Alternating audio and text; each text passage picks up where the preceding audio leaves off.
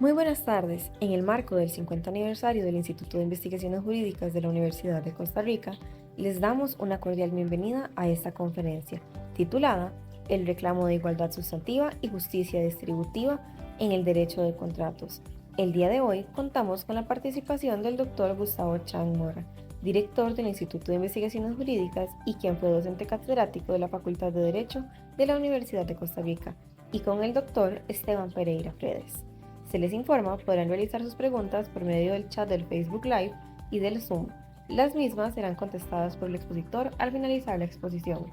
Inicialmente tendremos las palabras de bienvenida por parte del Dr. Gustavo Chang Mora.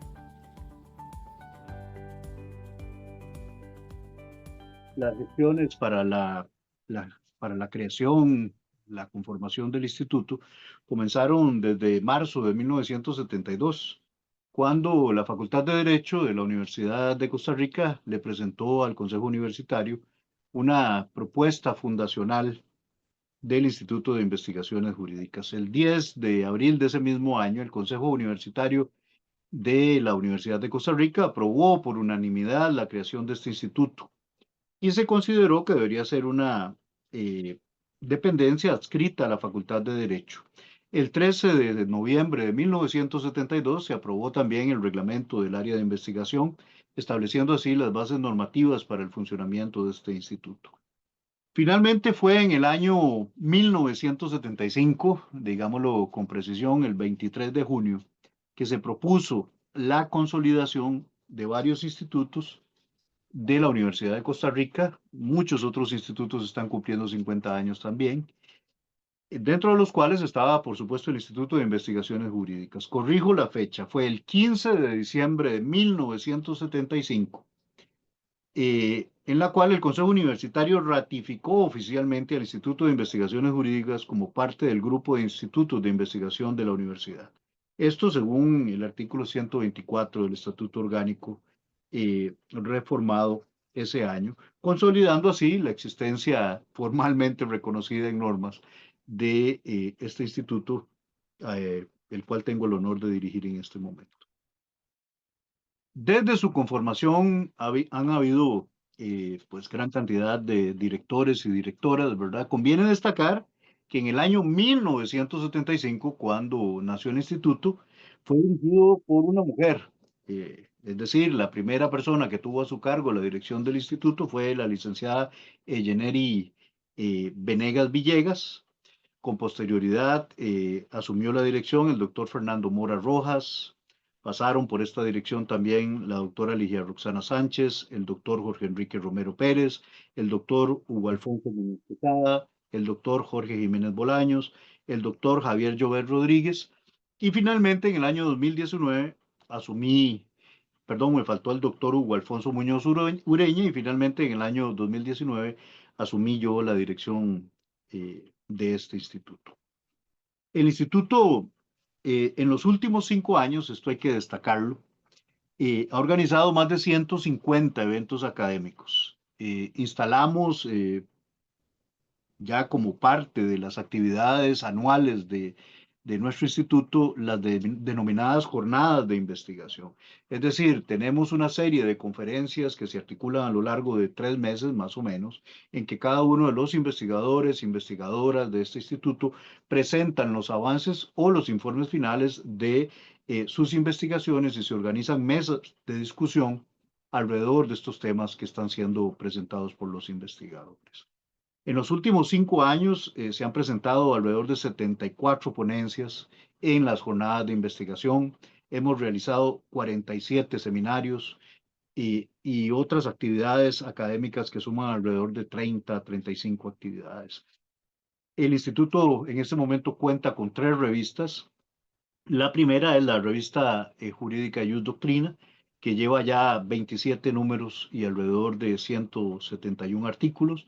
La revista digital de Ciencias Penales, que fue unificada, esto hay que enfatizarlo, con la revista de la Asociación de Ciencias Penales de Costa Rica. La revista de la Asociación de Ciencias Penales de Costa Rica existió del año 1989 hasta el año 2017, en que fue unificada con la revista digital de Ciencias Penales de Costa Rica, en la cual hemos publicado ya 213 artículos y 16 números.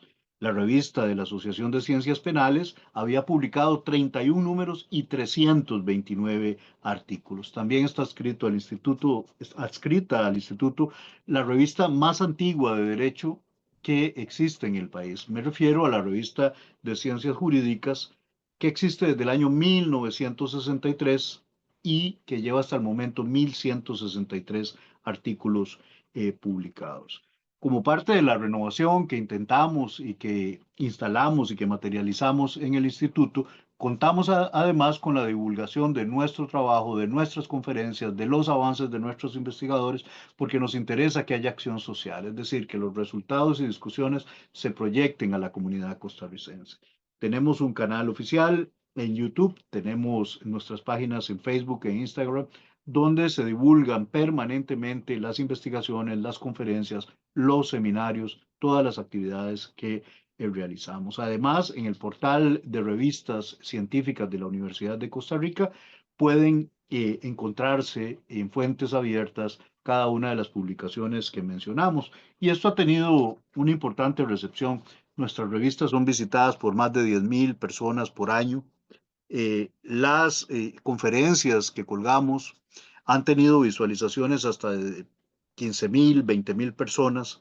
Es decir, sacamos al instituto de lo que era antes, es decir, una institución cerrada y mirando hacia sí mismo, ¿verdad? Y tratamos de que se abriera, y lo hemos logrado, lo creo así, se abriera y presentara sus resultados a la comunidad, a la sociedad costarricense y, ¿por qué no?, a otros países fuera de Costa Rica.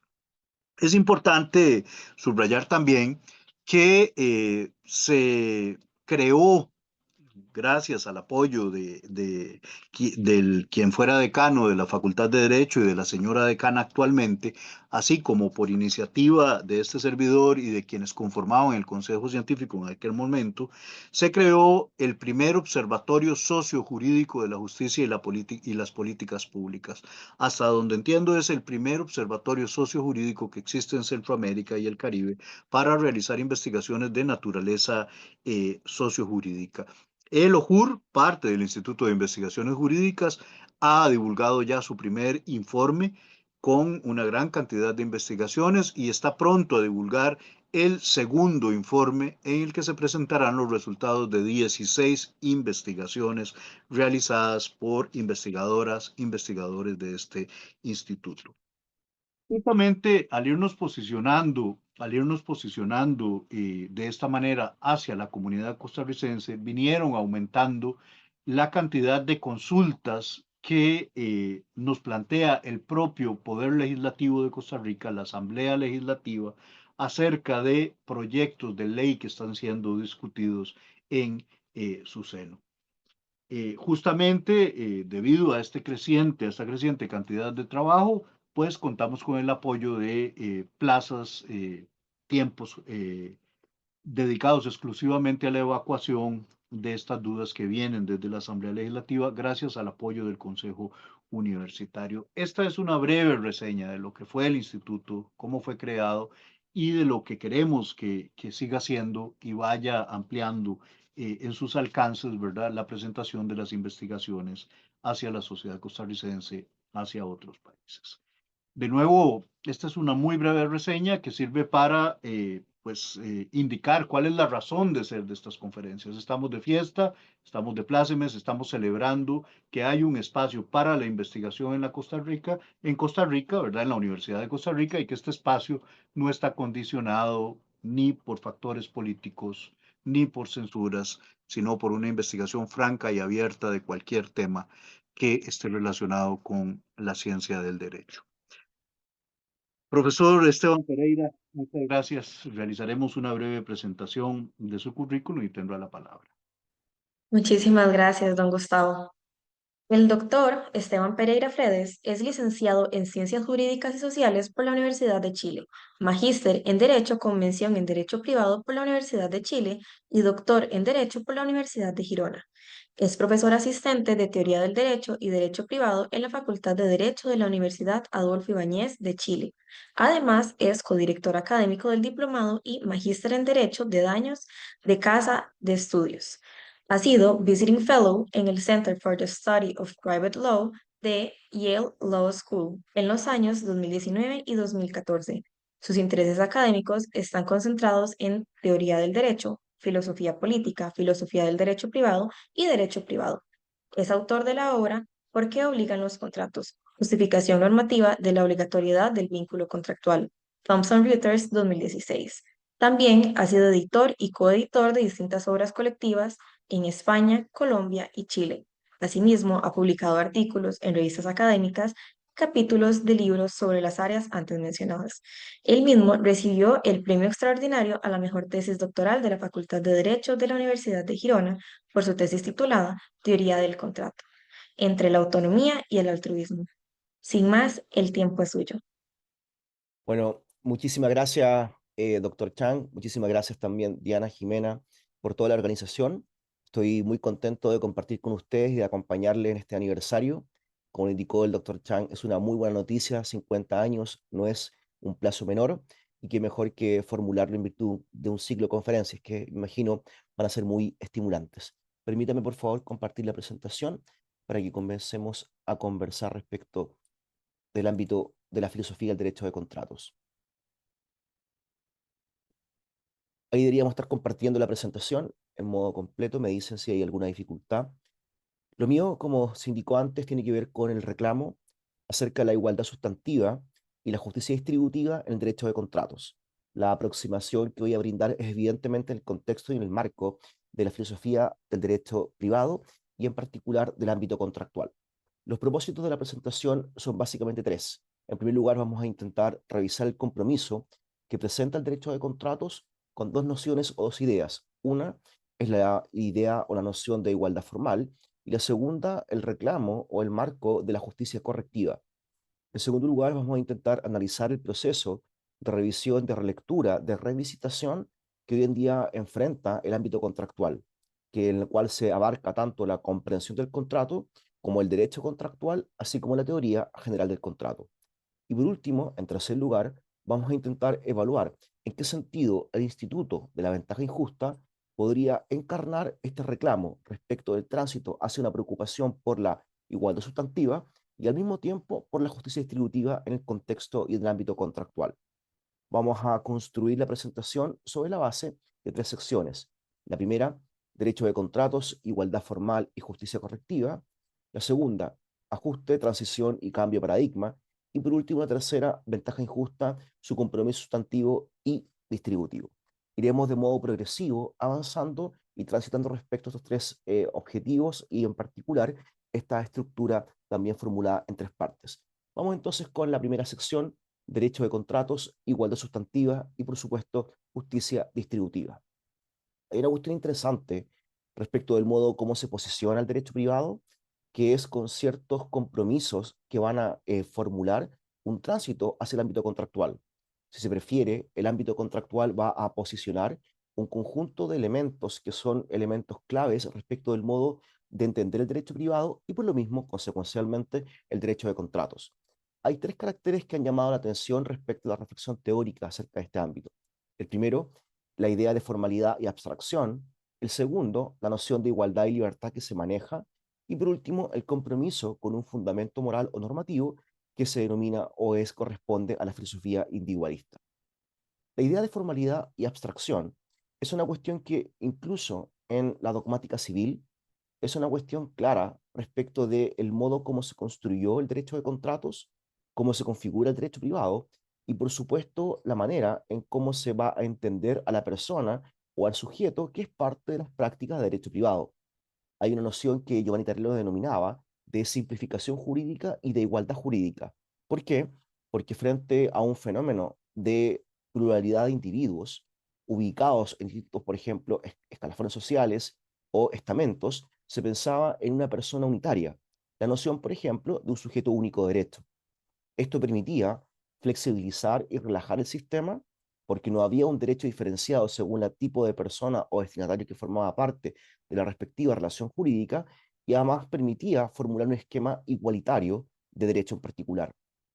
También Francesco Galgano, en la dogmática civil italiana, mostraba que la propia teoría del negocio jurídico, de mucha influencia en el ámbito alemán, así como también italiano, tenía un compromiso muy fuerte por la abstracción, es decir, un modelo abstracto que permite entender a las personas como si fueran iguales, desprendidas de sus diferencias y, por cierto, situadas en un plano de igualdad formal.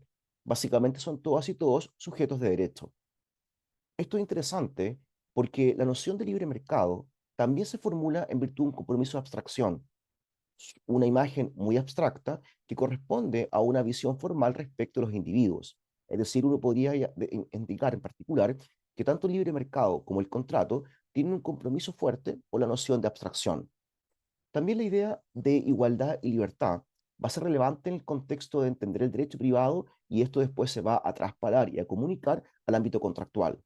Es cierto que las personas se entienden situadas en un plano de igualdad, es decir, en una posición paritaria en la cual formalmente las personas cuentan con una igualdad en la capacidad de negociación y, por cierto, en la posibilidad de configurar un vínculo contractual. Desde el punto de vista de la libertad, nadie está obligado a celebrar un vínculo contractual, sino que hay un derecho de poder obligarse contractualmente, así como un derecho también o una forma de expresión de libertad respecto del modo como la persona va a elegir obligarse respecto de otra. Esto normalmente se engarza con el principio de autonomía de la voluntad, en el cual pareciera ser relevante la idea según la cual cada persona es libre de obligarse, y si desea hacerlo, lo hace por su propia voluntad. Por consiguiente, debe responder respecto de obligaciones o prestaciones que haya configurado con cargo a su ejercicio autónomo. Lo interesante es que tanto la igualdad como la libertad tienen una aproximación y una visión estrictamente formal, y por ello no hay una cuestión sustantiva o sustancial de por medio, sino que se entienden a todas y todos como formalmente iguales, a todas y a todos como formalmente libres en particular. Por último, da la impresión que el derecho privado, y con ello el derecho contractual, se muestra una forma de compromiso unitario, exhaustivo y uniforme con la noción de individualismo, y en particular con el modo como el fundamento moral individualista puede justificar instituciones, reglas y prácticas del ámbito contractual, así que también por el ámbito del derecho privado en general. Por ejemplo, uno puede pensar a propósito del modo como entender el individualismo, que estamos pensando en una filosofía moral, en un esquema de fundamentación moral o fundamentación normativa que posiciona al individuo en el centro del sistema y además ejerce una fractura entre intereses ajenos e intereses propios, otorgándole una prevalencia y una preeminencia al interés personal por sobre el interés de los demás. Esto es interesante porque si uno hace una condensación entre, en este caso, formalidad y abstracción, libertad e igualdad desde el punto de vista formal, y además un compromiso con la idea o el esquema moral del individualismo, por eso se refleja buena parte del derecho privado, así como también el derecho contractual. Volvamos a la idea de abstracción y, por cierto, de formalidad. Lawrence Friedman, por ejemplo, indicó en su trabajo clásico acerca del derecho contractual en el campo americano la, el problema que tenía el origen de la teoría pura del contrato, con cargo al modo como se había reconstruido a la luz de la teoría económica. Cito la referencia. La doctrina pura del contrato es ciega a los detalles del objeto y de la persona. No se pregunta quién compra ni quién vende, ni qué se compra ni qué se vende. El derecho de contratos es abstracción. Es lo que queda en el derecho relativo a los acuerdos cuando todas las particularidades de la persona y de la cosa son eliminadas. La abstracción del derecho clásico de contratos no es poco realista. Es una renuncia deliberada a lo particular, un abandono consciente de la tentación de restringir sin trabas la autonomía individual o el mercado completamente libre en nombre de la política social. El derecho de contratos es, por lo tanto, en general coextensivo con la libertad de mercado. La economía liberal del siglo XIX encaja perfectamente con el derecho de contratos ahora visto. Esta también tiene tendencia en particular a la abstracción. En ambos modelos teóricos, el derecho de contratos y el de la economía liberal, las partes podrían ser tratados como unidades económicas individuales que, en teoría, gozan de completa movilidad y libertad de decisión. Esto es interesante Porque Friedman muestra una conexión entre la teoría general del contrato, clásica, tradicional, respecto al sistema económico que se formulaba y se erigía en el ámbito del siglo XIX. Es decir, abstracción, no preocuparse de la particularidad o la individualidad, y por cierto, ver a las personas de un punto de vista formal, entre comillas, desprendidas de lo que pueden ser sus particularidades y también sus subjetividades en concreto. Esto permite compaginar y engarzar tanto lo que es la teoría clásica del contrato con lo que puede ser denominado como teoría liberal del contrato. Hay autores como, por ejemplo, Patrick Atiyah, que han mostrado que la teoría clásica o tradicional del contrato en verdad es una teoría comprometida con pensamientos liberales, que son evidentemente extraídos desde el punto de vista de la economía liberal del siglo XIX. En algunos casos, la jurisprudencia ha reafirmado esta conexión. Por ejemplo, en la jurisprudencia chilena, que es la que yo conozco, el Tribunal Superior Jerárquico, que es la Corte Suprema, ha indicado lo siguiente, cito nuevamente: la autonomía de la voluntad se funda en los principios propios de la ilustración de la libertad y de la igualdad, que llevados al plano jurídico se traducen en igualdad y libertad jurídica de las partes. Por supuesto, uno podría agregar ahí igualdad formal y también libertad formal, no material, no sustantiva, no genuina en particular. Esto permite conducir la cuestión hacia el modo como se ha comprendido tradicionalmente el contrato. Hay que considerar que lo que se denomina comprensión tradicional del contrato, más allá de sus polémicas de respecto al modo como se va a configurar, podría ser entendida en virtud de un conjunto de postulados que muestran el modo tradicional o clásico de comprender el contrato, la figura contractual. Uno podría, por ejemplo, reconducirlos a los siguientes: voluntad de las partes, entendiendo que el contrato es la expresión de la voluntad de las partes. En segundo lugar, que las partes se encuentran en una posición de simetría o de paridad a nivel de su poder de negociación. El contrato es la expresión de la voluntad de partes situadas en un plano de igualdad o de equilibrio. También que el vínculo contractual goza de una cierta estabilidad y por consiguiente el contrato dura lo que las partes deciden e indican que dure.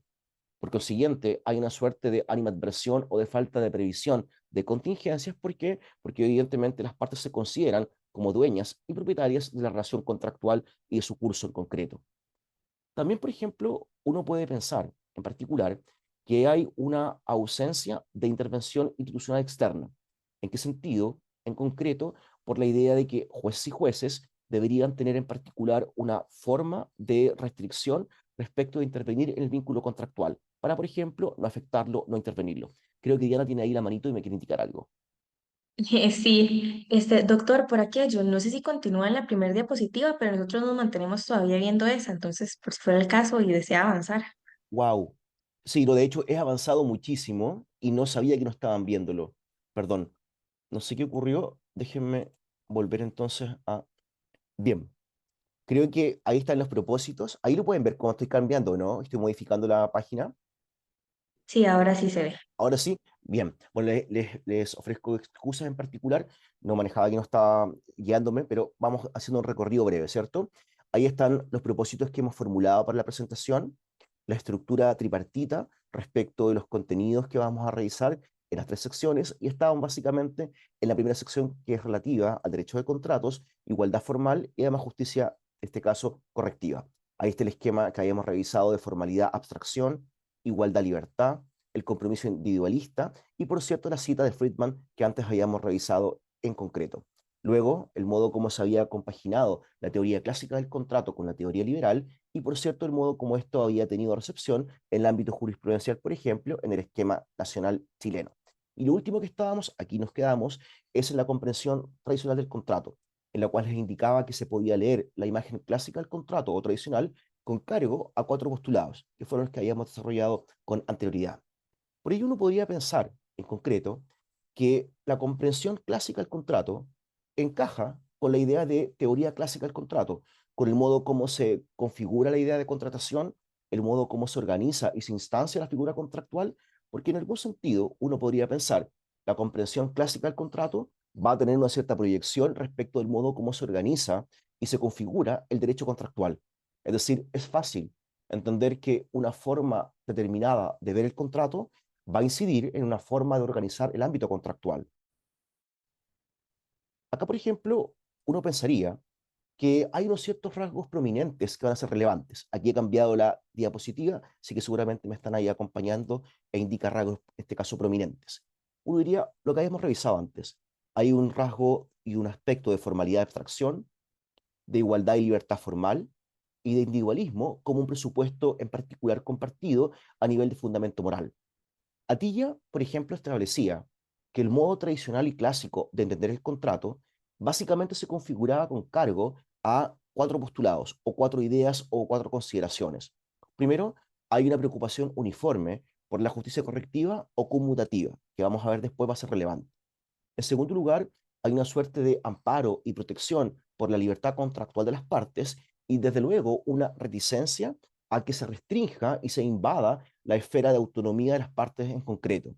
Por cierto, se muestra el contrato de un modo hermético frente a cualquier reclamo social, a cualquier presión social, también económica, y desde luego se muestra una atención exuberante respecto de razones de forma de la relación contractual en desmedro de cuestiones o de reclamos sustantivos.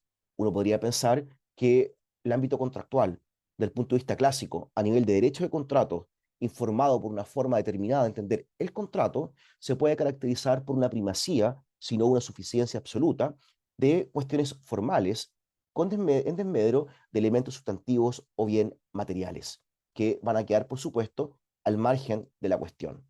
Acá uno podría entonces preguntarse si el esquema contractual está muy comprometido con la cuestión de igualdad formal, con la formalidad, con la abstracción, con evitar pensar a las partes como individuos posicionados de un modo particular y se ven básicamente como unidades económicas, del mismo modo que el mercado o la libertad de mercado había mostrado en particular cómo actúa cada individuo, en particular en el ámbito de los negocios o en el ámbito del tráfico comercial. ¿Qué es lo que uno podría añadir para completar esta imagen clásica o tradicional? La pregunta por la justicia. Hay que considerar acá que el compromiso del derecho contractual por una noción o idea de justicia es del todo evidente.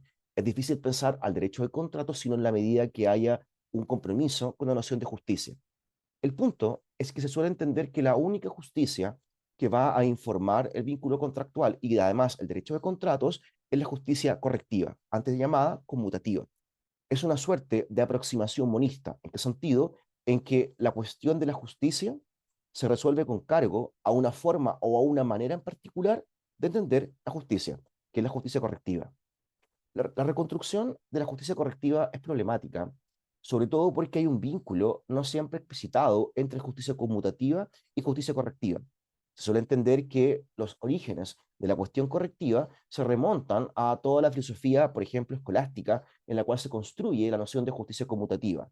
Podemos pensar a Tomás de Aquino en el contexto de la filosofía y a Tomás de Mercado en el contexto de lo que es una imagen inicial de una reflexión o una teoría del ámbito contractual, básicamente la justicia en los negocios y los intercambios. Es cierto que la justicia correctiva es una suerte de heredera de la justicia conmutativa, es una forma de actualización de los parámetros de la conmutación en los intercambios. Es cierto, además, que se suele ver como la justicia que está presente en el ámbito del derecho privado y con ello en el ámbito contractual, porque muestra a las partes como situadas en un plano de igualdad formal y además las entiende formalmente libres, una respecto de la otra. También permite organizar la relación de derecho privado con cargo a un esquema de correlatividad de derechos y deberes. Es decir, hay un derecho y un deber correlativo.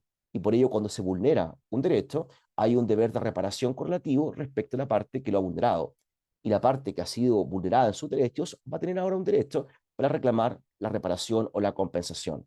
Y además el esquema de la justicia correctiva es interesante porque ordena formalmente, como si estuvieran en un plano de igualdad, a personas evidentemente desprendidas de sus diferencias, particularidades o bien subjetividades.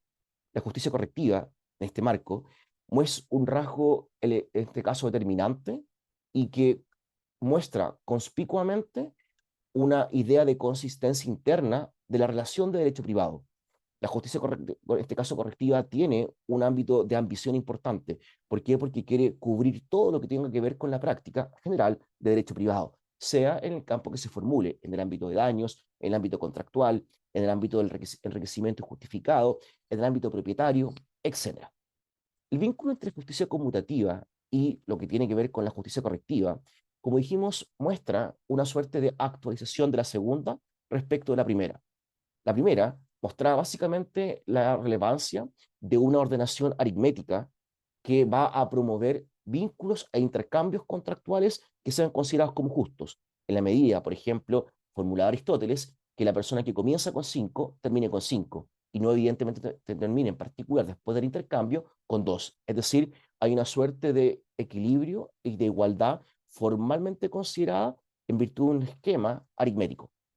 La justicia correctiva, por supuesto, refuerza esta idea del equilibrio aritmético, pero además muestra en particular la idea del tipo de relación en la cual la justicia correctiva puede gobernar.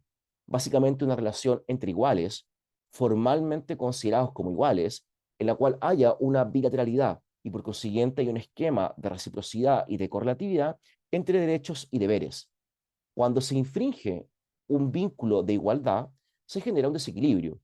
Luego es una demanda de la justicia correctiva tener que rectificar y reequilibrar esa relación que ha sido desequilibrada en virtud, por ejemplo, de un incumplimiento contractual. Y en ámbito aquiliano o extracontractual, porque una parte daña a la otra. Luego uno puede entender a la justicia correctiva como una forma de corrección, de rectificación, de interacciones que son consideradas como injustas porque infringen el equilibrio y la relación de igualdad ab initio considerada.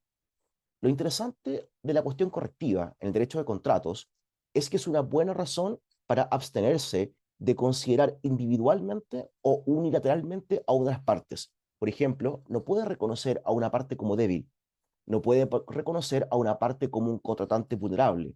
¿Por qué no? Porque supondría romper la relación de equilibrio y establecer una consideración unilateral formulada en virtud de una de las partes según su condición particular. Y esto evidentemente muestra que el vínculo no es formalmente entre iguales y en particular que importa más la relación antes que quien forma o quien constituye el vínculo en concreto.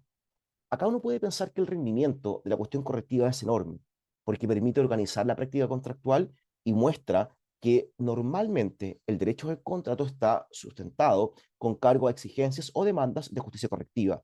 Piensen, por ejemplo, la idea de fuerza vinculante del contrato o pacta su servanda. Vean, por ejemplo, la idea de principio de reparación integral del daño, que son evidentemente cuestiones formuladas a propósito de lo que tiene que ver con la igualdad formal que la propia justicia correctiva busca honrar. El punto es que el ámbito entonces contractual, desde una óptica o desde anteojos tradicionales, uno lo podría condensar en algunos reclamos, en algunas demandas. Igualdad formal, la vimos; libertad formal, la vimos; justicia procedimental, que va a entender que lo que importa es el modo como se conforma y se forma el consentimiento y con ello el contrato, sin preocuparse respecto del resultado en concreto que se obtiene en virtud del procedimiento. Entre comillas, es una justicia procesal más que una justicia sustantiva o de resultado. Y por supuesto, una preeminencia de la justicia correctiva que busca organizar la práctica contractual o a práctica del derecho privado. El ámbito del Código Civil Napoleónico de 1804, como se dice, capturó ciertas ideologías que se permearon y que se proyectaron en toda la codificación decimonónica que sí que evidentemente se inspiró por el modelo napoleónico. Por ejemplo, la ideología de la libertad, la ideología de la igualdad, la ideología de la voluntad. Uno podría pensar entonces que esas tres ideologías están teñidas por estos marcos: formalidad, formalidad, el elemento procedimental y, por cierto, el paño de la justicia correctiva. La imagen que se muestra acá es de un derecho privado apolítico, de un derecho contractual apolítico, entre comillas, moralmente neutro, y por ello desvinculado de reclamos o de consideraciones sustantivas, porque básicamente basta el approach o el esquema formal. Por ello, uno diría que una posible relectura del ámbito contractual supondría, bueno, poner a prueba la idea de igualdad formal con una noción de igualdad sustantiva, la de libertad formal por una libertad también sustantiva, la justicia procedimental por una justicia sustantiva o formulada en torno al resultado de la contratación, antes que en el procedimiento en virtud del cual se permitió el vínculo contractual, y la justicia correctiva con cargo a la idea de justicia distributiva. La imagen acá es radicalmente distinta a la anterior, porque se muestra un derecho privado politizado, un derecho contractual politizado, con reclamos normativos, no neutros, por supuesto, y vinculado por reclamos, exigencias y consideraciones que pueden ser consideradas como sustantivas, antes que meramente formales.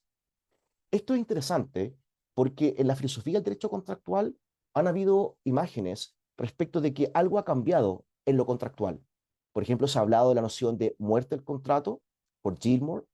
También se ha hablado de la crisis del contrato a la luz del modo como la autonomía y la voluntad no logra explicar ni justificar las relaciones contractuales que hoy en día se presentan, así como también lo que Margaret Radin había denominado como el problema de la falta de ajuste, que la comprensión nuclear del contrato ya parece no encajar con el modo como las prácticas contractuales se van formulando y en este caso desenvolviendo.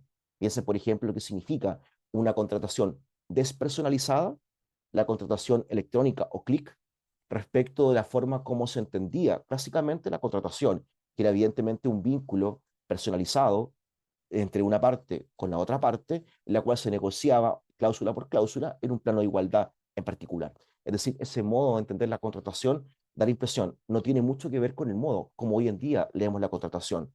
Contratación por adhesión y para qué hablar de los que se denominan smart contract o contratos inteligentes.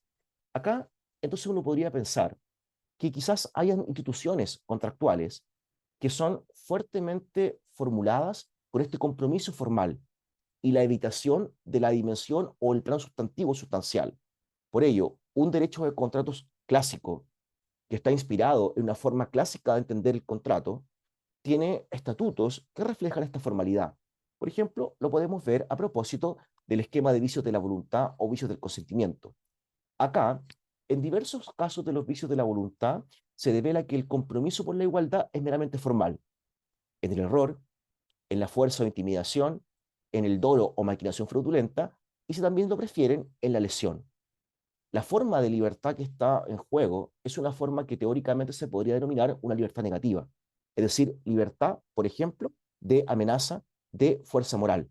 No una libertad positiva que formula propositivamente una actuación y una formulación manifiesta respecto de la persona para poder alcanzar su plan de vida. La justicia también se lee únicamente a nivel procedimental. ¿Por qué? Porque no importa el resultado de la contratación, importa si procesalmente se han cumplido las etapas para formular el consentimiento desprendido de algún vicio de la voluntad. Se dice, el consentimiento debe estar exento de vicio, por ello, sin error, sin fuerza, sin dolo y quizás sin lesión. En el caso chileno, que por ejemplo es la legislación que más conozco, hubo una cuestión interesante en que la lesión fue un vicio de la voluntad hasta el proyecto del año 53 y el codificador Andrés Bello después lo suprimió. En algún momento en Chile se podía viciar la voluntad con cargo al error, a la fuerza, al dolo y a la lesión, y en la actualidad únicamente rigen los tres primeros, en este caso suprimiendo la lesión como vicio. También uno podría pensar en la forma como se regulan los vicios de la voluntad, da la impresión que lo que importa es la mantención formal del equilibrio. Esto es justicia correctiva, justicia conmutativa, entendiendo que hay una igualdad formal de las partes y por cierto que no se puede formular un trato unilateral a ninguna de ellas, aun cuando hay una parte vulnerable o una parte débil o una posición desaventajada, porque esto significaría romper el vínculo de equilibrio y con ello formular un trato unilateral a una parte en desmedro de la otra. Esto va a ser interesante ahora al pasar a la segunda sección, que se denomina ajuste, transición y cambio de paradigma, porque miraremos cómo esto puede dar cuenta ya de un tránsito entre la comprensión del contrato, el derecho contractual y, por cierto, la teoría general del contrato. Friedman, de nuevo, indicaba lo siguiente: la decadencia y caída de la teoría general del contrato y en mayor medida de las economías del laissez-faire deben ser tomadas como lejanos reflejos de la transición del individualismo del siglo XIX hacia el estado de bienestar y más allá. Uno pensaría que si las economías liberales cayeron o se formularon en una suerte de crisis o de puesta en entredicho, por cierto, el modo como se posicionó en lo contractual también se puso a prueba. Esto permite una conexión entre la comprensión del contrato, el derecho de contratos y la teoría general del contrato, entre comillas, tres niveles para ver el problema del ajuste, la transición y el cambio de paradigma. La propuesta que les voy a formular es que se debe recomprender y se debe formular una relectura de la noción o la comprensión clásica del contrato, apartándola de los postulados tradicionales que antes habíamos visto. Básicamente esta idea del esquema de Atilla como lo había representado en particular. Es decir, no es necesario insistir tosudamente en intentar encajar la realidad de las prácticas contractuales con una forma de entender el contrato que da la impresión no presenta una imagen de ajuste cómodo o de encaje en particular no problemático. Conviene, por el contrario, echar mano a la complejidad contractual y mostrar que hay diversas comprensiones en disputa, que la idea de lo contractual no está comprometida con imagen única, unitaria o uniforme, y además mostrar que a veces el mejor encaje puede ser una mejor comprensión.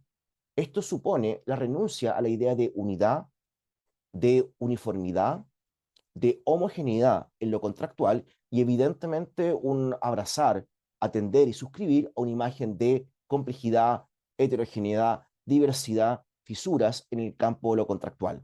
Como se dice, quizás a veces el mejor ajuste es un cambio de paradigma y quizás un giro copernicano en la forma de comprender lo contractual puede ser la cuestión que hoy en día esté con mayor pertinencia según lo que vamos a revisar. ¿Por qué podría formularse esta idea de un giro copernicano a nivel de la comprensión de lo contractual y el modo como se posiciona el derecho de contratos y la teoría general del contrato? Hay que considerar que hay un proceso de revisión y de reemplazo, de revisión y de sustitución. Acá pasamos de lo que es la comprensión del contrato a la formulación del derecho de contratos.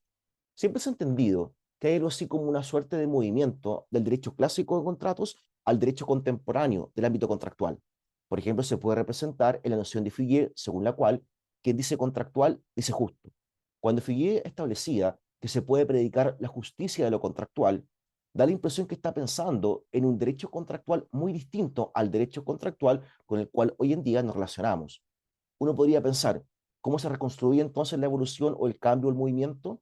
Por ejemplo, a partir de tres ejes. El primero es la relectura que se debe formular respecto de la formalidad y la abstracción, entendiendo que mientras más aparte el derecho contractual del sistema económico, del cual le sirvió de alero, se va a mostrar una mayor sensibilidad con la particularidad, con la contingencia, con la subjetividad de las personas. De nuevo, la idea de libertad e igualdad estrictamente formal deben ser complementadas y reforzadas por cuestiones sustantivas, que también muestren que no solamente importa una relación contractual entre personas libres e iguales, sino que también el vínculo debe tener algún compromiso sustantivo por la idea de justicia.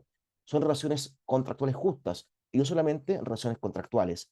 Y por último, la ubicación del individualismo como el fundamento moral del derecho contractual puede revisarse, con cargo a qué, a un modelo de fundamentación alternativo.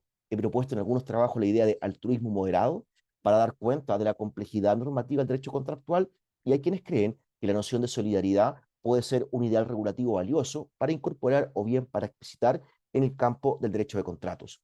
Atilla nos había mostrado, en este caso, mudo frente a esta forma de releer el ámbito contractual. ¿Por qué? Porque había una forma novedosa, actual o contemporánea de entender el escenario contractual con cargo a los siguientes postulados, que son evidentemente contradictorios con los postulados tradicionales. Por ejemplo, que hay una preocupación fuerte por la noción de justicia distributiva, también una propensión a restringir la libertad contractual y con ello un inevitable debilitamiento del ámbito de la libertad contractual de las partes, una fuerte sensibilidad por la presión social y económica, el contrato deja de ser una zona de coto vedado y por supuesto una fuerte tensión y compromiso por cuestiones sustantivas, por lo que el propio Atilla denominaba la razón o la cuestión de sustancia de la relación contractual.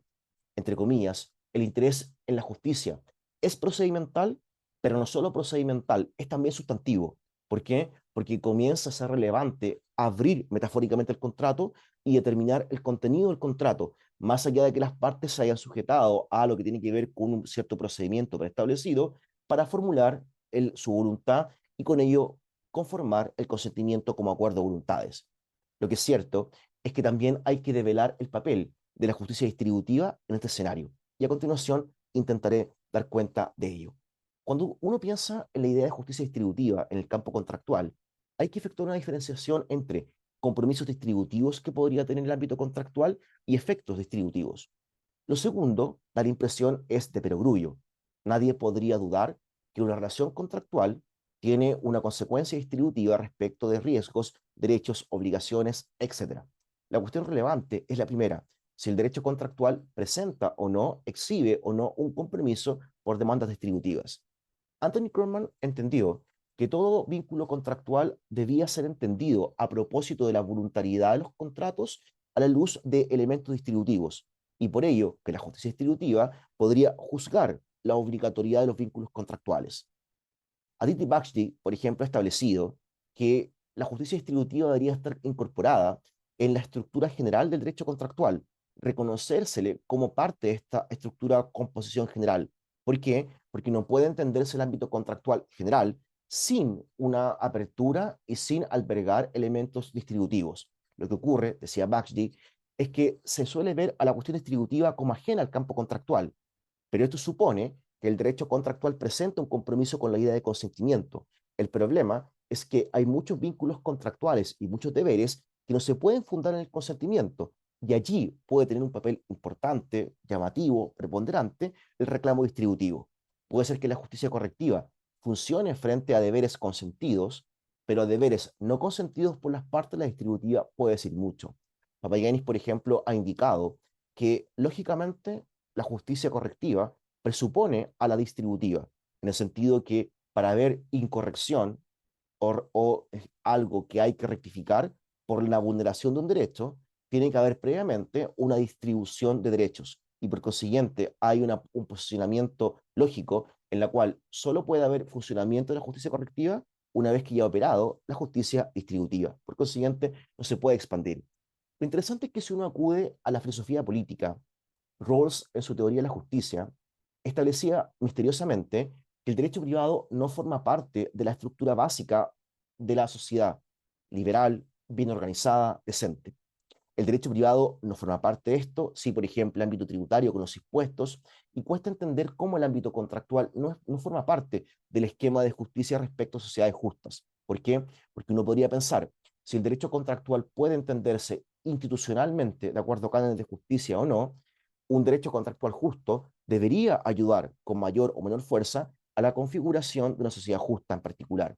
Por lo mismo, da la impresión que la cuestión o el reclamo distributivo puede permitir posicionar al ámbito contractual en la configuración social de ese esquema de justicia. Es decir, si es que el derecho de contratos alberga elementos distributivos, entonces es posible mostrar la pertinencia del ámbito contractual en el ámbito social, por así decirlo, para contribuir a la configuración de una sociedad justa, bien organizada, en el modelo, por ejemplo, rawlsiano.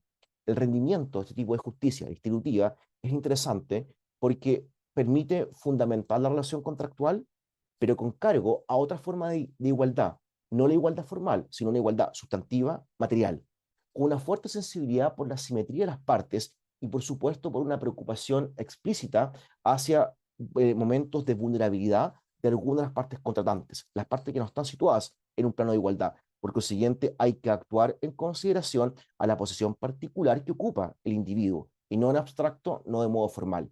También permite ordenar la práctica contractual como un cierto mecanismo de distribución, con mucha sensibilidad y protección por la parte débil del contrato, entendiendo que si las partes no son iguales, el tratamiento diferenciado puede ser un tratamiento más justo en particular.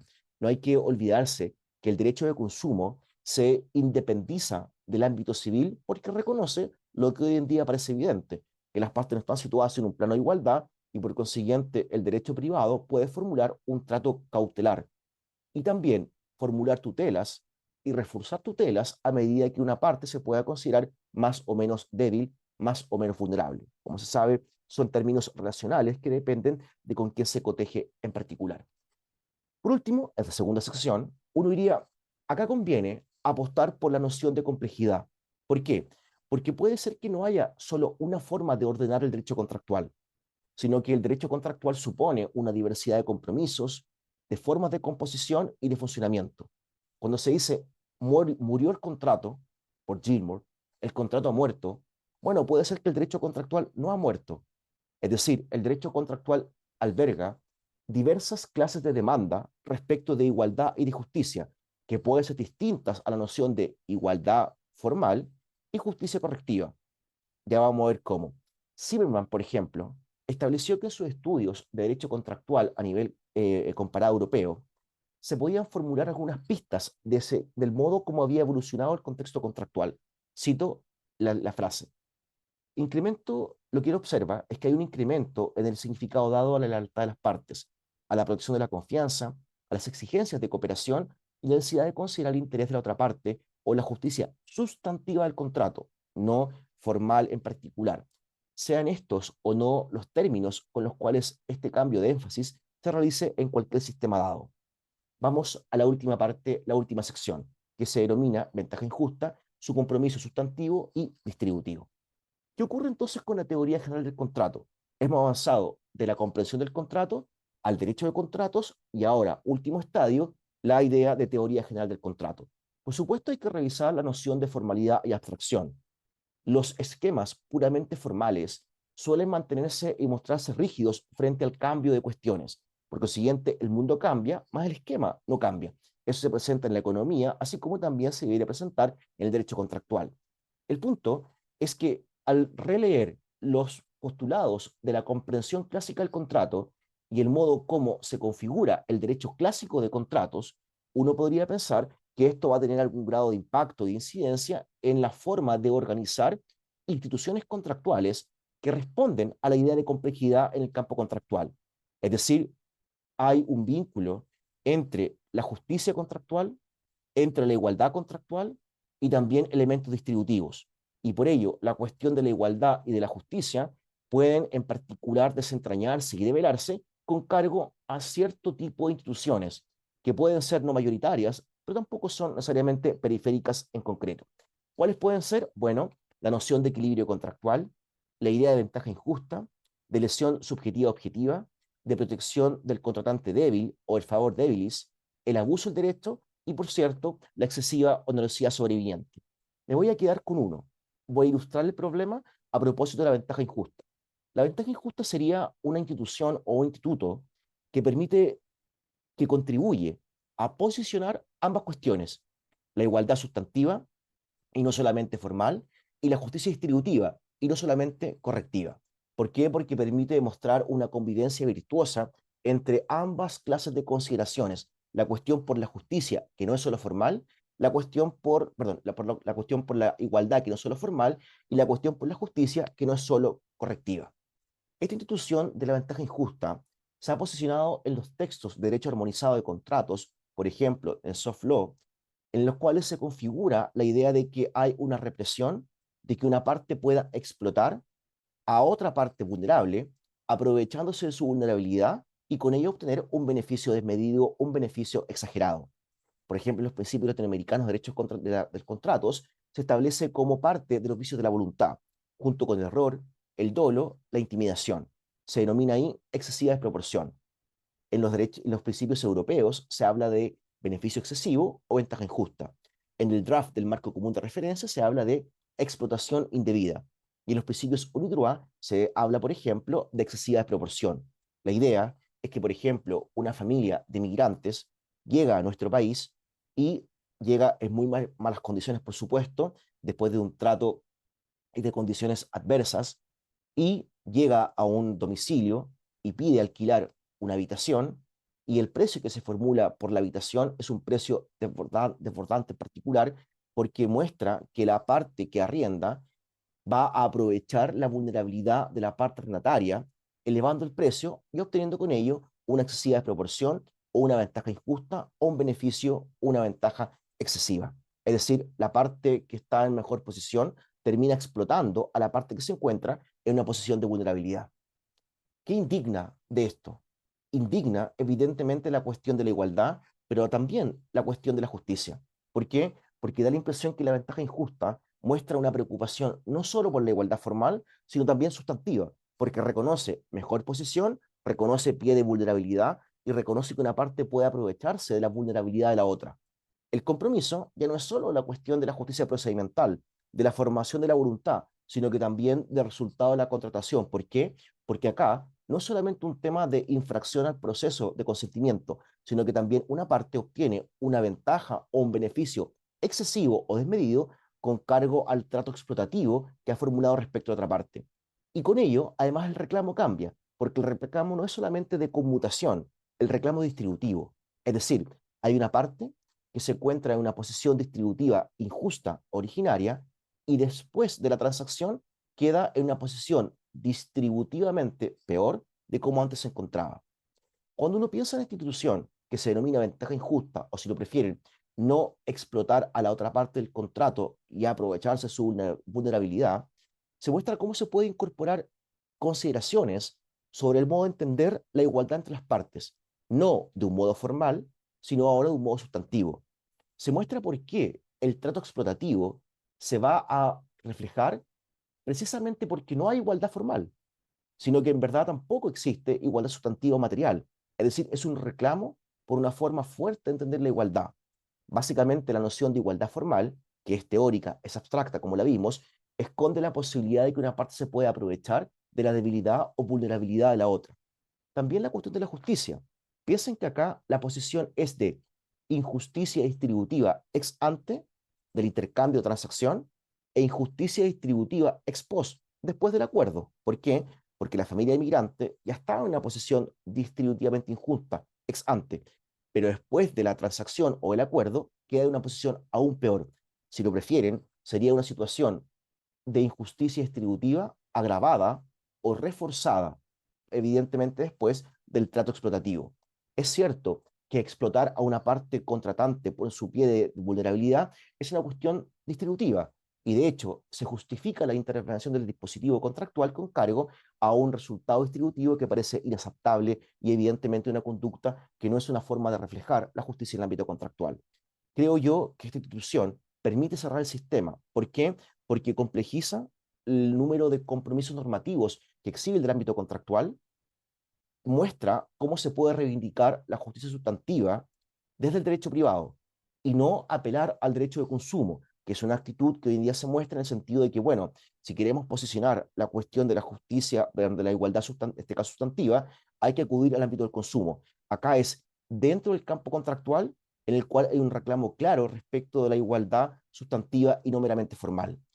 Alberga esta institución un compromiso del derecho de contratos por la justicia distributiva o por reclamos distributivos. Y además permite decir algo acerca del derecho contractual de hoy en día, del actual, no del teórico, no del inspirado en Nacifer del siglo XIX, sino del que, con el cual convivimos del día a día de forma cotidiana.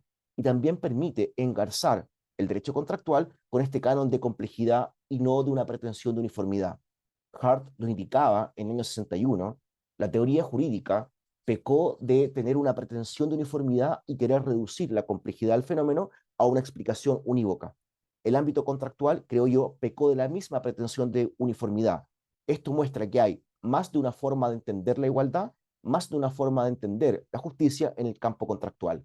Con ello, uno puede decir, bueno, había un recurso de Grant Gilmore que indicaba el contrato ha muerto y declaró la muerte del contrato.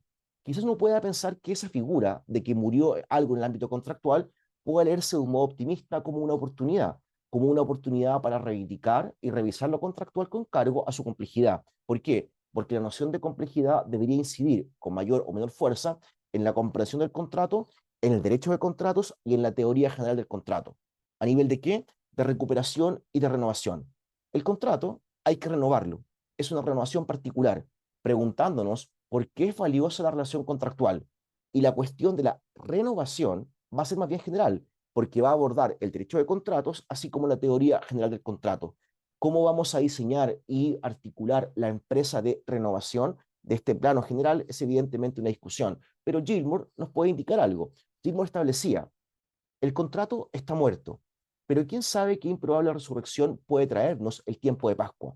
La ventaja injusta quizás sea el punto de partida, mas no de llegada, porque permite reivindicar la igualdad sustantiva, así como la justicia distributiva en el campo de la contratación.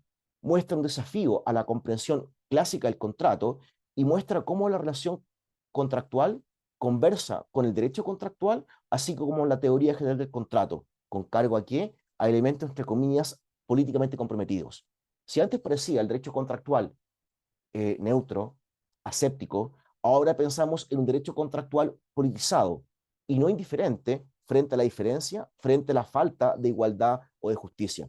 Los retos que uno acá formularía, ya para acabar, es básicamente desprenderse de elementos tradicionales de compromiso Dos, mostrar una forma de encaje y de implementación de este cambio de paradigma en el campo contractual y, por cierto, clarificar qué tipo de concepción de igualdad sustantiva y de justicia distributiva va a tener aplicación al campo contractual. Hay quienes han indicado que serían lecturas débiles y no fuertes. Por ejemplo, habría una idea débil de igualdad sustantiva, así como una noción débil de justicia distributiva en el campo contractual. Sería, por ejemplo, distributiva y no redistributiva. El interrogante que queda acá, terminando, es cómo uno puede gestionar esta comprensión del contrato, del derecho de contratos y la teoría clásica del contrato en codificaciones como las nuestras, que evidentemente no conversan con esta forma de reposicionar lo contractual. Hay que hacer un ajuste o bien un cambio de paradigma. Y para ello, evidentemente, la reflexión inicial va a ser con cargo a la filosofía del derecho contractual. Si he tenido éxito, he querido mostrar tres cuestiones. En primer lugar, que el fenómeno contractual enfrenta un proceso de revisitación y de relectura de compromisos y propósitos. En segundo lugar, que una demanda sustantiva descansa en el modo como se posiciona la igualdad sustantiva y la justicia distributiva en el ámbito contractual. Y por último, que la ventaja injusta como institución logra capturar ambos reclamos en el derecho de contratos, invitando por una parte a clausurar la indiferencia que se deriva de la atención exclusivamente formal por la igualdad de la relación, y en segundo lugar, por la desatención que se ha mostrado por el tipo de reclamos distributivos en relación con las prácticas contractuales. Sí a la igualdad sustantiva, sí a la justicia distributiva. Este escenario nos indicaría que quizás Gilmore, como antes lo había advertido, nos puede presentar una sorpresa en tiempo de Pascua. ¿Quién sabe si el derecho contractual deja de ser lo que hoy en día tenemos y se muestra como una nueva forma de comprender el ámbito contractual? Por así decirlo, un giro o un cambio paradigmático en este ámbito. Muchas gracias por la paciencia, la asistencia y honrado de participar en esta conferencia. Muchísimas gracias, doctor. A continuación tendremos la sección de preguntas para el doctor Esteban Pereira Fredes por parte del público. Nos han realizado varias preguntas, entonces si gusta yo se las voy oyendo y le voy abriendo el espacio para que usted pueda ir contestándolas. Muchísimas La gracias. primera pregunta, la primera pregunta nos dice, doctor, a su parecer, el principio general que prohíbe el enriquecimiento sin causa cabe dentro de la definición de justicia procedimental o implica ya un posicionamiento moral sustantivo. Contesto de inmediato, Diana. Si gusta o si gusta le puedo Ok. realizar varias preguntas. Usted me indica No, cómo prefiere. no, no hay ningún problema. No hay problema. Bueno, enriquecimiento sin causa injustificado es una muy buena pregunta. Normalmente se ve como un problema procedimental, ¿vale? Normalmente se ve como una cuestión respecto de que una parte ha obtenido un beneficio de la otra, y como existe correlatividad entre una parte que se enriquece y otra que se empobrece, uno podría pensar que es un problema procesal, de defecto en el proceso respecto a cómo se configura el intercambio o bien una interacción entre partes. Creería yo que cuando uno lo lee así, puede albergar la cuestión del enriquecimiento justificado sin causa con cargo solo a reclamos de justicia correctiva o conmutativa.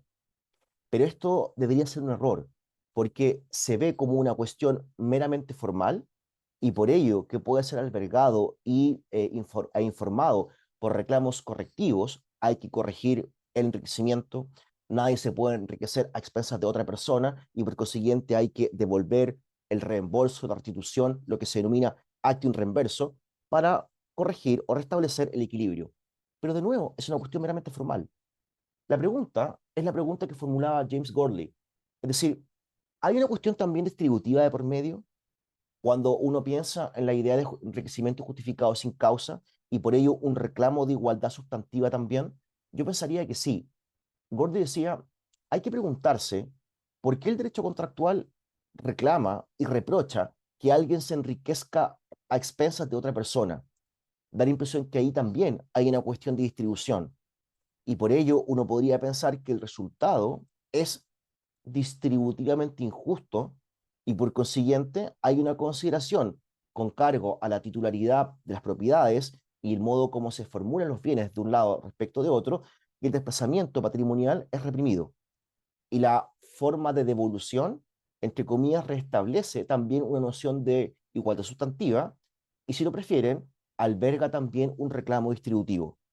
el caso del enriquecimiento puede verse también con cargo a un posicionamiento de una igualdad sustantiva, así como también de un reclamo distributivo. Lo interesante es que normalmente se ve como solamente una cuestión de igualdad formal y también de justicia correctiva, pero da la impresión que eso es parte como de la picadura del aguijón, que podría ser como el aguijón tradicional. ¿En qué sentido? En que quiere mostrar todo tipo del fenómeno contractual con cargo de la noción de igualdad formal y además quiere mostrar los reclamos o demandas que existen en lo contractual solamente a la luz de criterios o exigencias correctivas. Yo pensaría en particular que puede leerse, tal como sugiere la pregunta, que no es solo una cuestión procedimental de igualdad formal, así como tampoco solo una exigencia de rectificación del equilibrio, formalmente hablando, como se formularía con cargo a la idea de justicia correctiva. Pero es una excelente pregunta en particular. Muchas gracias. Muchísimas gracias, doctor. También nos preguntan por acá, en el marco de la revisión del derecho de contratos hacia principios de igualdad sustantiva y justicia distributiva, ¿cómo cree que debería abordarse la creciente participación de sistemas de inteligencia artificial en la formación y ejecución de contratos?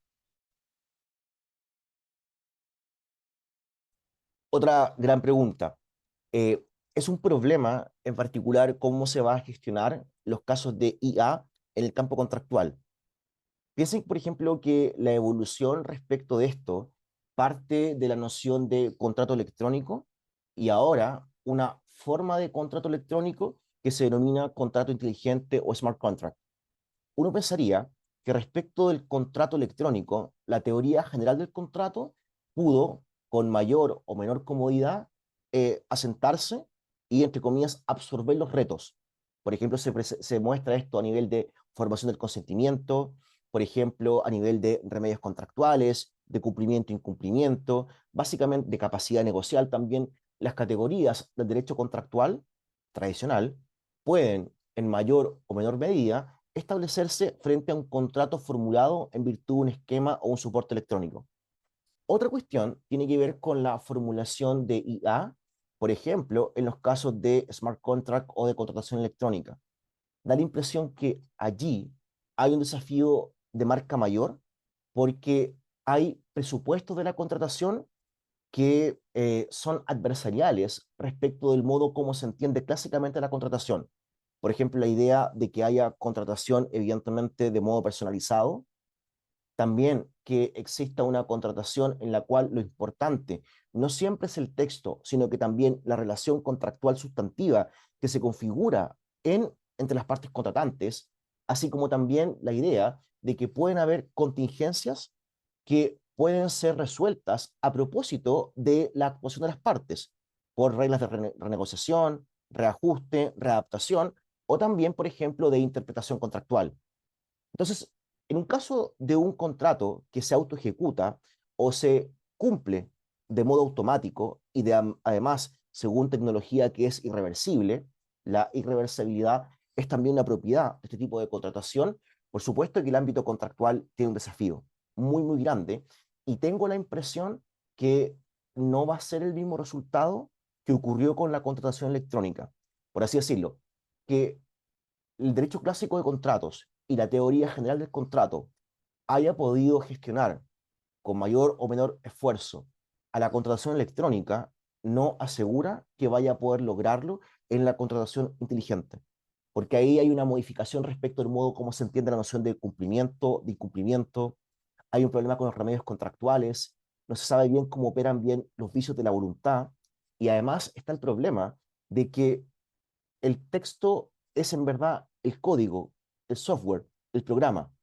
Como se dice, el código es la ley, el código es el derecho, da la impresión que pueden haber desajustes respecto de la intención de las partes en relación con el texto en virtud del cual se haya programado el respectivo programa computacional, que va a permitir la ejecución del vínculo contractual.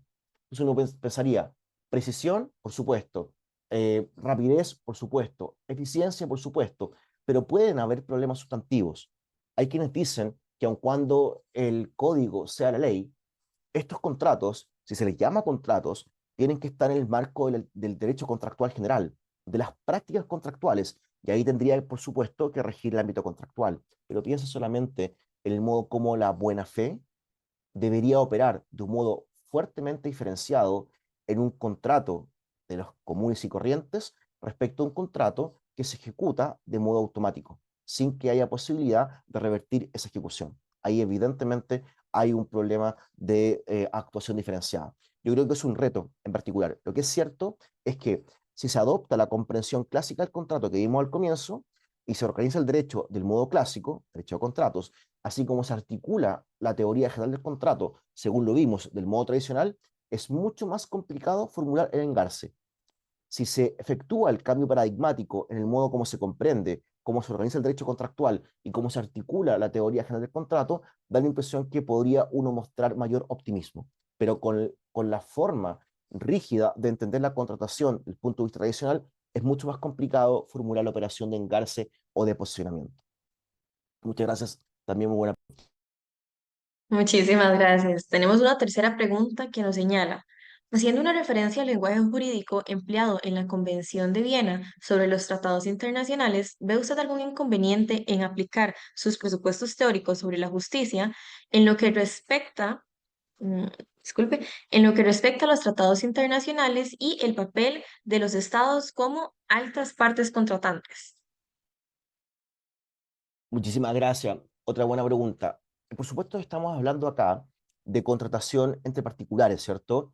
No de lo que tiene que ver como contratación estatal, ni tampoco lo que puede ser considerado como un tratado entre estados. Acá pensamos en contratación entre particulares.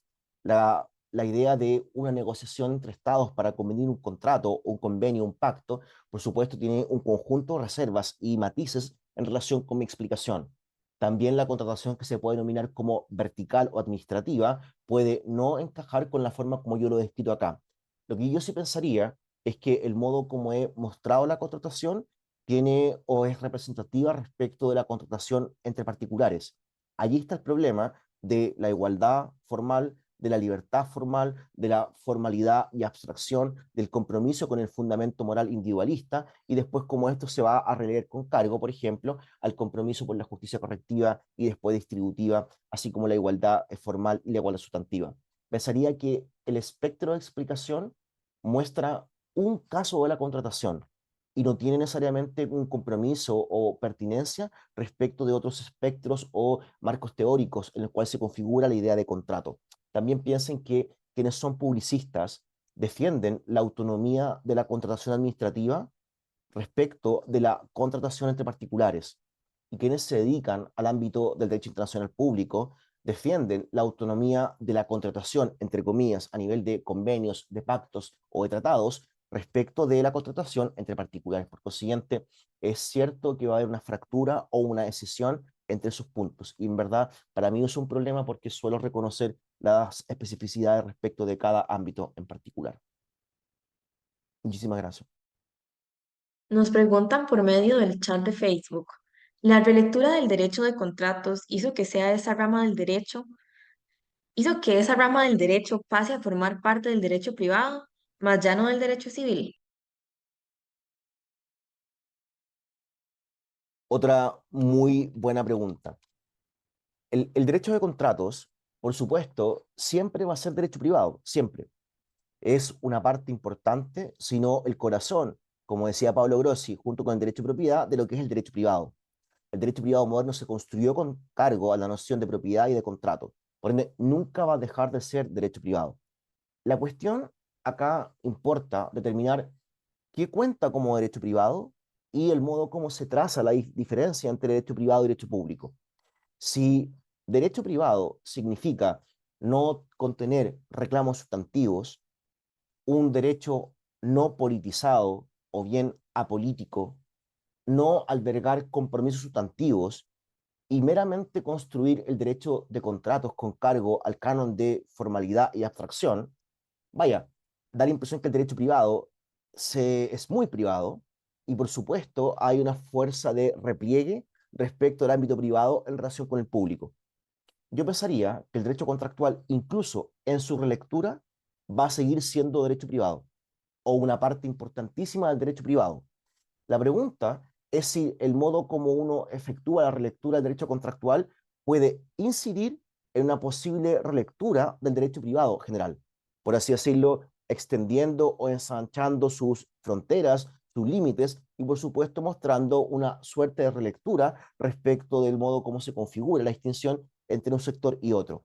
Y allí yo pensaría que el ámbito contractual puede decir algo. Es decir, pensar en un derecho contractual menos privado, aun cuando sea de modo inevitablemente privado, bueno, creo que tiene sentido.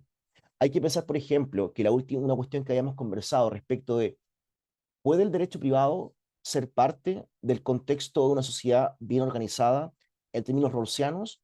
Eso muestra que el derecho privado tendría un compromiso por elementos distributivos. Si la justicia distributiva puede tener cabida en el campo contractual, entonces la configuración de un derecho de contrato justo puede tener incidencia y auxiliar la configuración de una sociedad más justa. Un derecho contractual injusto incide en el sentido contrario, porque lo siguiente, puede tener un posicionamiento distributivo del ámbito contractual y con ello una incidencia en lo público, en lo social, por supuesto. Piensen, por ejemplo, que también hay reclamos que han provenido del campo público y hoy en día posicionados en el campo privado. Por ejemplo, los problemas de no discriminación entre las partes contratantes, que son evidentemente reflexiones o imágenes, reflejos respecto del reclamo de igualdad. No discriminar es honrar, en algún sentido, una forma de comprensión de igualdad que normalmente viene del campo público o del campo constitucional. También, por ejemplo, cuando se ha hablado de dignidad en el campo del derecho privado, en el campo del derecho de contratos. Da la impresión que eso también es una forma de implantar o de proyectar un reclamo de lo público en el contexto privado. Entonces uno pensaría, esta relectura del derecho contractual inevitablemente va a reconducir al derecho de contratos a no ser derecho privado. Yo pensaría que no. Derecho civil es una parte del derecho privado y siempre va a ser parte del derecho privado. El derecho contractual es parte del derecho civil, por consiguiente también va a ser una parte de modo inevitable del derecho privado. Pero sí es cierto que la relectura de lo contractual puede permitir releer al mismo tiempo los límites o las fronteras del derecho privado, por así decirlo, hacerlo menos privado, aun cuando siga siendo derecho privado. Piensen, por ejemplo, que en Brasil hay una regla en el Código Civil del año 2002, artículo 421, que establece que la libertad contractual de las partes va a estar limitada por la función social del contrato. Si es que hubiere una funcionalidad social del contrato, da la impresión que eso es derecho privado, pero ya no es el mismo derecho privado que tenemos presencia o que tenemos conexión desde el punto de vista de la clave decimonónica. Muchísimas gracias. Muchísimas gracias, doctor Pereira. A continuación vamos a tener una pregunta de uno de nuestros investigadores que nos acompaña esta noche. Sería el máster Alejandro Guevara. Hola, Esteban. ¿Qué Em, tal? ¿Cómo va? mira, con un punto sobre por ahí de algunos de los conceptos que utilizas en la propuesta general, que a lo mejor da para que reflexiones algo más sobre asuntos que me interesan. Em, digamos, vos proponés que hay un cambio de paradigma en el sentido de que las estructuras institucionales y así como la comprensión y la teoría de los contratos están pasando de instituciones que atienden a una igualdad y libertad formal, por ejemplo, a una igualdad y libertad sustantiva y a la preeminencia de consideraciones de justicia correctiva hacia la presencia de consideraciones de justicia distributiva. Sin embargo, y aquí hay un punto que sospecho, ¿verdad? Intuyo, me da la impresión de que la propia idea de contrato supone, ¿m? En su base mínima, y por ende el principio de los institucional, digamos, de los contratos, supone la necesidad de abstracción en las ideas de igualdad y de libertad, porque, porque nadie nunca es igual a otra persona en las condiciones relevantes para contratar, ¿verdad? Em, entonces, pero en algún momento tenemos que cerrar el asunto porque tenemos que contratar. Si no, no podríamos contratar, ¿verdad? Si no, tendríamos un tipo de relación de tutelaje o no sé cómo llamarle. Si esto es así, si esto te parece plausible y me gustaría saber qué pensás, las modificaciones institucionales que provienen de las demandas de justicia distributiva, de igualdad material y de libertad sustantiva, digamos, son algo así como modificaciones sobrevinientes de la estructura fundamental del contrato. Quería saber qué te parece. Y si ese fuera el caso, hay una provocación de mi parte. No sé si es un cambio de paradigma, ¿verdad? Pero bueno, qué sé yo. A ver qué te parece. Gracias. Muchísimas gracias, Alejandro. Estupenda la reflexión y los puntos. Está Eh, sin micrófono. ¿Sí? ¿No se escucha? ¿No? No, no, sí le estamos escuchando, continúe. Ahora sí. Sí, sí se le escucha, Sí. doctor. Perdón, muchas gracias. Bueno, muchísimas gracias, Alejandro, por las estupendas preguntas y puntos que has planteado. Em, Es cierto, en la reconstrucción que formulas está perfecta, del modo como hay instituciones que capturan con mayor fuerza y con preeminencia una forma de igualdad distinta a la tradicional y una forma de justicia también distinta a la canónica o tradicional. Es cierto, eh, da la impresión que es difícil no ver al ámbito contractual, sino comprometido con este canon de formalidad y abstracción. Entre comillas, son formas que fueron importantes, sobre todo en el momento de la configuración de la codificación y se quiere del derecho contractual moderno. Es difícil pensar en un derecho contractual que esté preocupado por la particularidad, en un sentido fuerte de la noción de consideración por la diferencia o por la particularidad de cada quien. Da la impresión que en la distinción entre concepción fuerte y concepción débil de igualdad sustantiva y concepción fuerte y concepción débil de justicia distributiva, ambas nociones se inclinan por la debilidad, entre comillas, por la versión más débil, moderada o más tenue, que sería algo así como una no desconsideración o no desatención por la posición particular que cada contratante tiene en una relación contractual real. Por ello, desprenderse del influjo o del velo de la igualdad formal y tener en consideración que hay contratantes que no están situados en este plano de equivalencia, de igualdad o de equilibrio. Eso supone, por ejemplo, que hay que formular un derecho contractual para unas y otras, para unos y otros, y formular una selectividad según la posición localizada de cada contratante en una transacción. Yo diría que no, porque eso supondría una visión fuerte de la igualdad sustantiva y acá bastaría con una igualdad sustantiva débil en particular. Lo mismo con la cuestión distributiva. Supondría mejorar la posición de la persona que se encuentra en una situación ex ante distributivamente injusta. No, básicamente un no aprovechamiento, una proscripción del posible aprovechamiento de la vulnerabilidad o esa posición respecto de la parte contratante, para evitar que quede en una posición peor a la cual se encontraba y a la cual tenía derecho a estar en particular. Entonces yo pensaría que lo puedes ver como un elemento de no desatención, de consideración por la particularidad, de aceptación que no hay equilibrio necesariamente, o que una relación contractual no significa relación contractual, equilibrio, igualdad, justicia correctiva, etcétera.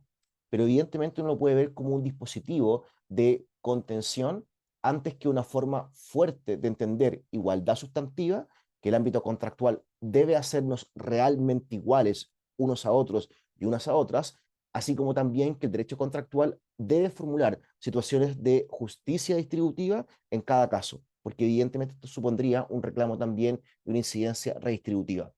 Si estas modificaciones sobrevenidas, como tú lo indicabas en la apelación, son sobrevenidas, ¿hay realmente un cambio de paradigma? Bueno, vamos a ver qué significa y qué se entiende acá por cambio paradigmático. Pero es cierto que hay modalidades de efectuar ajustes al sistema y da la impresión que ajustes pequeñitos el sistema los ha formulado y los ha presentado a nivel de correctivos.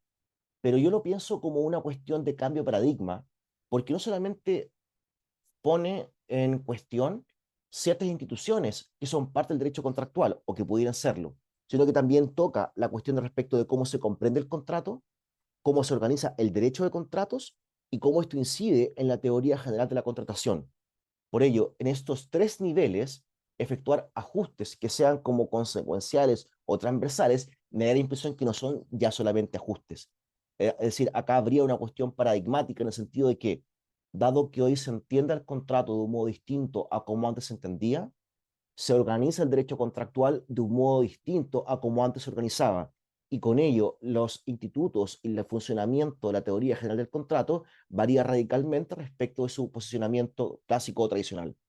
Eso uno diría, ¿es un cambio de paradigma a la Kuhn? Quizás no, pero da la impresión que lo contractual de hoy en día ya no tiene mucho que ver con lo contractual de antes y de ayer en particular. Y ahí yo reforzaría la idea de que no es solamente un ajuste o una adaptación, sino que supondría que hay algo más en juego, de mayor profundidad, porque roza estas tres dimensiones. Muchísimas gracias. Muchísimas gracias, doctor. Pues bueno, ya por ahorita estaríamos concluyendo. Entonces, doctor, no sé si hay algo que usted desea agregar, algunas últimas observaciones. Bueno, solamente agradecerles por la oportunidad. Estoy sumamente honrado de haber dado la inauguración de este ciclo de conferencias, de participar con ustedes, con el Instituto, con la Universidad de Costa Rica, y solamente felicitarles por estos 50 años. Es una cifra impresionante. Cuando el doctor Chang mostraba todo lo que han hecho en los 50 años, wow, el tiempo no pasa en vano. Para mí es un honor que me hayan podido escuchar, que hayamos podido conversar de filosofía del derecho de contratos, y estoy muy agradecido de los aportes y contribuciones. Fueron preguntas agudas que me pusieron a prueba y evidentemente develan una fuerte reflexión teórica que es propia del instituto. Así que les agradezco muchísimo por todo. Muchas gracias al profesor Esteban Pereira Fredes. Les recordamos que la semana siguiente continuamos con este ciclo de conferencias. Tendremos al profesor Fernando Atria con una conferencia titulada El corto siglo XX de la propiedad privada. Muchísimas gracias, profesor, de nuevo, y muy buenas noches para usted y para todas las personas que nos acompañaron por este medio. Buenas noches. Muy buenas noches, un fuerte abrazo.